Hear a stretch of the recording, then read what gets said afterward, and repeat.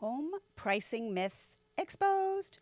It's sort of a funny thing. I talk about it all the time. Pricing your home right at the beginning is key.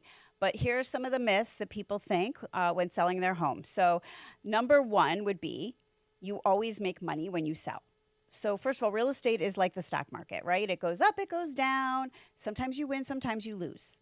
But quite frankly, everybody needs to live somewhere unless it's an investment property. So you don't always make money, unfortunately. And it really depends on what the current market is and what the market was like when you bought it. Like if you bought in a hot market and you paid more back then, or you only bought it 2 years ago when there hasn't been a ton of time for your home to appreciate, then, you're not going to make money. But sometimes also we say you buy high, you sell high. You buy low, you sell low. So sometimes you make it up when you've got something to buy. So anyway, number two, pricing high at the beginning to test the market. Sellers love to do that. Well, let's just see, right?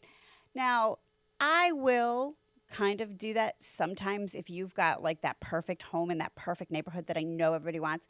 But when I say price it a little bit high, I'm going to maybe go 5 grand or 10 grand over. I'm not going to go 25 or 30 or 50 or 100 or some crazy number.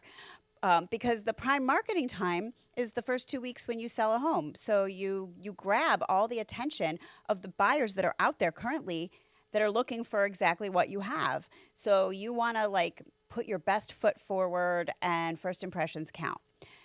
Number three, I'll get all of my money back on the renovations. Not all renovations are equal. So a new roof in this area, South Florida, is fabulous, right?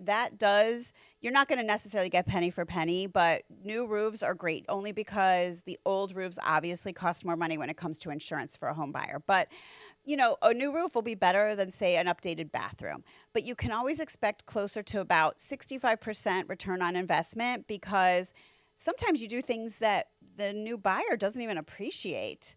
So, just be careful with that. Number 4, 5, I don't even know. Anyway, an old appraisal will get you, be able to determine what today's value is. Appraisers only go back like 6 months. So you may have had your appraisal done last year and it just doesn't count. The market changes a lot. And also when a home buyer is getting a mortgage, that lender will send their appraiser out. So you don't even get to use the one that you got. So different appraisers, different appraisals. So keep that in mind. And lastly, your agent will want to price it high to get more commission.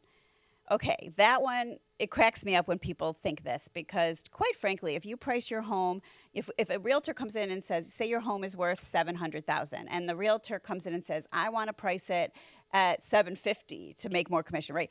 The difference in that $50,000 is such a small amount. Nobody is living or dying based on that commission.